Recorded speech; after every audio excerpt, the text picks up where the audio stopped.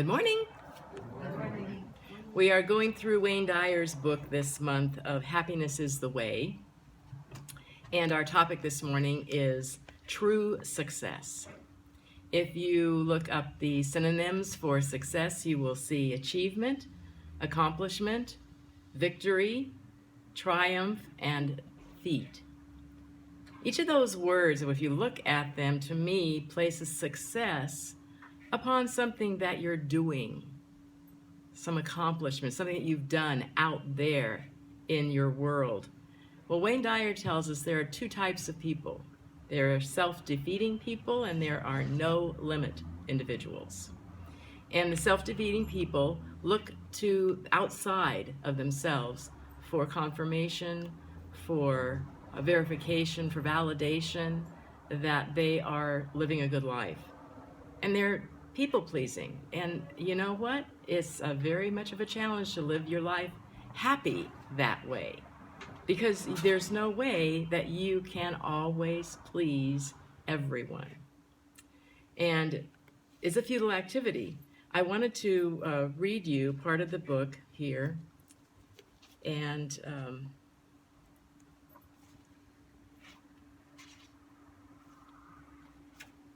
it's a little story that illustrates. There's a nice parable that illustrates what I'm talking about here. An old cat and a little kitten are in an alley. The kitten is chasing its tail, and the cat comes up and asks, "What on earth are you doing?" The kitten says, "I have been to cat philosophy school, and I learned that there are two things in the world that are important for a cat. The first is that happiness is the most important thing. The second is that happiness is located in our tails. So what I figured out is that if I chase and chase my tail until I finally get a hold of it, I will have a lock on eternal happiness." The old cat replies, "You know, I haven't had the opportunity to go to cat philosophy school like you. I've wandered around the alleys all my life. But it's really amazing. I've learned the same things you have. I know that the most important thing for a cat is happiness, and indeed that it is located in my tail. The only difference between you and me is I've discovered that if you go about your business and do the things that are important to you, happiness will follow after you wherever you go." How true is that? How true is that? Can we focus on within and finding our own values and our own principles rather than focusing on without? Because so many times when we try to figure out other people, it's a mystery. We don't know what's going on in their head. And I want to give you an example of that. I was with my granddaughter this week, and the 2-year-old, and I had her up on my lap, and I had a blouse on that had rickrack, is what we call it, but they were little vertical lines of little gold balls, like I guess you could call them. They were flat, but it was just a decoration. Well, she's sitting on my lap, and she's pointing to them. They're right there in her vision, and she goes, "What's that? What is this? What is this?" And I said, "Well, I guess they're just little balls, you know, for decoration." And she said to me, "Daddy has balls." And I said, "Oh, really?" And she said, "Yes, and he has golf clubs too." Now, what was your initial thought? You never know what's going on in somebody else's mind. But these are times, really, as we're going through, that can be frustrating. They can be upset. We are in a highly diversified society, and I wanted to share with you a portion of one of the readings from the Science of Mind magazine this past month. It says, "When someone offers conflicting opinions, we can be curious instead of condemning. We can use inquiry instead of intimidation.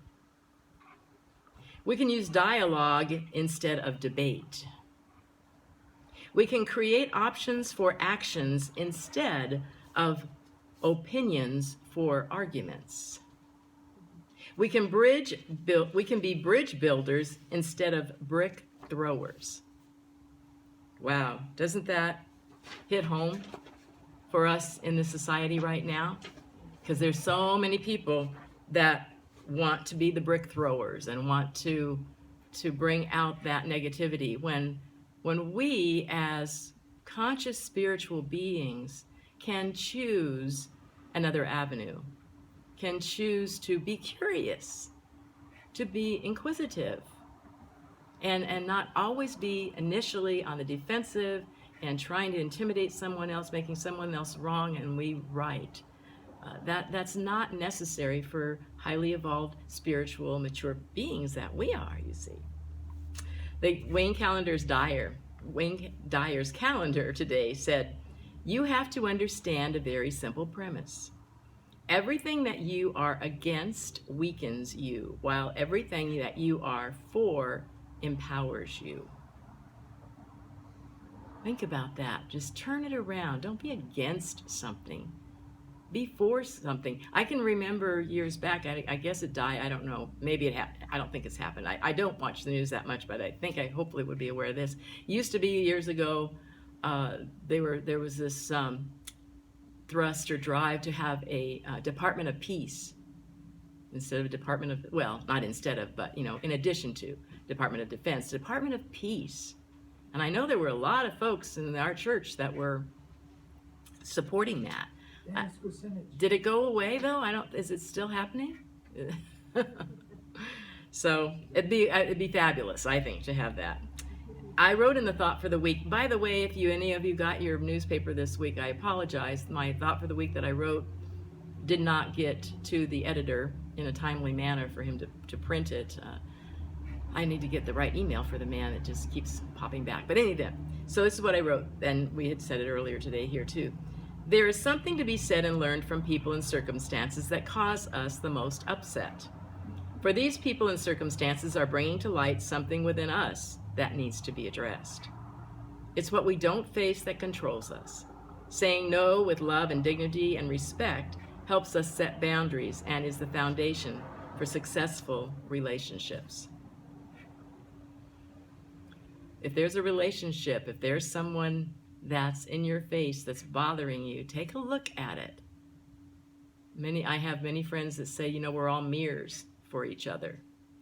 Take a look at it. Don't be afraid to see what's there. Because the spiritual world that we live in is all inclusive. It accepts everything. And when we live from this premise of love and joy and peace, that is what we're going to bring out. That's what we're going to emanate. I am a unity friend. That's people who normally give to Unity Movement on a regular basis, and they send me publications, lots of publications. Back in the day when they first started, that's what they were, was a publisher. And so they made a little pamphlet, lots of little pamphlets they get. And one of them that I got recently was about how to use spiritual tools. And so many of us, we know these things, and it's a great little pamphlet. I wanted to give you what the table of contents was. These are the tools that you can use to nurture and foster your spiritual maturity. So nurture your divine spirit, spiritual tools and practices, that's the name of it. And they are affirmations, denials, creative work, forgiveness, journaling, meditation and the silence, prayer, Sabbath, self-care, self-reflection, social action, and visioning. Now, I don't think that any of those are new to you. I'm sure you've heard all of those things before. But are we doing anything with them? Are we using them on a daily basis? And many of those things you'll glean toward one more than the other at different times in your life. You know, when we first started in this path of New Thought movement, the affirmations and the denials, I mean, that's like the elementary thing, that you think about or say what you want, not what you don't want. But whatever it is, we need to use it. And I honestly feel the self-reflection is one of the most important, that we can look at ourselves and recognize, ooh, you know, how come I just felt like I got my toe stepped on by somebody? Why? What's going on here? And to self-evaluate. And of course, meditation, going within and listening to that voice, listening to the guidance that's always there. And so for me, one of the things is to honor the fact that, you know what? I like who I am. I appreciate me. I love me. I'm okay just the way I am. Evaluate yourself with reality, with truth. I also wanted to share with you another thing from the book, and hope I'm saying this man's name right. Oh, you would probably know back there. I tried to practice it. I went on YouTube and listened to the person say it. Yeah, both of you guys back there. You know who I'm talking about. Nisargadatta, Nisargadatta Maharaji. He was born in 1880 something and passed in the 1980s. But he said one of Nisargadatta's students told him, "When I look within, I find sensations and perceptions, thoughts and feelings, desires and fears, memories and exceptions. I am immersed in this cloud and I see nothing." Sound vaguely familiar? He responded, "That which sees all this and the nothing too is the inner teacher. He alone is, all else only appears to be. He is your own self, capital S, your hope and assurance of freedom. Find him and cling to him, and you will be saved and safe. That which sees all this and the nothing too is the inner teacher. It is that which sees these perceptions, feels these sensations, and experiences these thoughts and feelings and desires and fears and memories and expectations. The one who undergoes all that is your inner teacher, and that's who you really are." Who we really are is that silent observer. And if we're going to have true success, we need to allow that inner observer to guide us, to lead us. Think about the fact that this life is perfect the way it is. It is whole. It is complete. It includes everything. And we have the choice of which way we are going to look at it. I've always said I'd much rather be happy than sad. It's my choice. It's my choice and my perception.